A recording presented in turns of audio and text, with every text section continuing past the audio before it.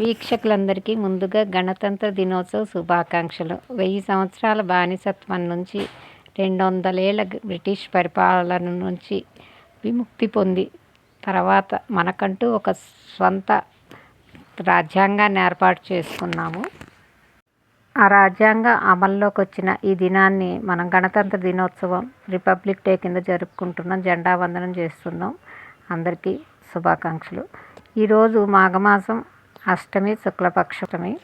ఈరోజే భీష్మాష్టమి అని కూడా ఇంకొక పేరు. దక్షిణాయనంలో అంపశయ్య ఎక్కిన భీష్ముడు తన తండ్రి శంతనుడు ఇచ్చిన స్వచ్ఛంద మరణం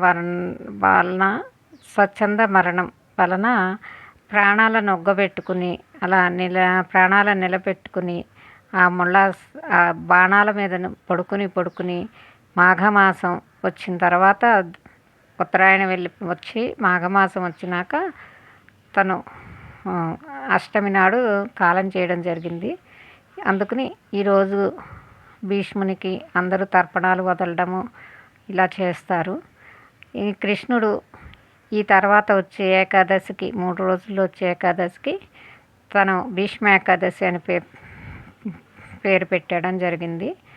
మనం అందరం పిల్లలకి ఈ భీష్ముని గొప్పతనం గురించి చక్కగా చెప్పాలి. ఈరోజు అతని పుట్టుక అంటే తల్లి విద్యాబుద్ధులు నేర్పించి వదిలేసి వెళ్ళిపోవడం, తండ్రి తను రాజ్యం అంతా ఇచ్చినా కూడా తండ్రికి పెళ్లి చేసేయడం కోసం తను భీష్మ ప్రతిజ్ఞ చేసి పెళ్లి చేసుకోనని అఖండ బ్రహ్మచర్యం స్వీకరించడం, తర్వాత తండ్రి వారసుల్ని వాళ్ళందరినీ తను సింహాసనాన్ని కాపాడడం కోసం కాపలా ఉండి వారసులందరినీ పెంచి పెద్ద చేసి విద్యాబుద్ధులు చెప్పి వాళ్ళల్లో వాళ్ళు రాజ్యం కోసం గొడవలాడుకుంటూ మొత్తం సర్వనాశనం చేస్తే ఆ సర్వనాశనంలో తాను పాలు పంచుకుంటూ 10 రోజులు యుద్ధం చేసి 10వ రోజున తను అంపశయ్య మీదకి పడుకుని అక్కడి నుంచి ఉత్తరాయణం మాఘమాసం వచ్చే వరకు ప్రాణాలు నిలుపుకుని అష్టమి నాడు కాలం చేయడం జరిగింది.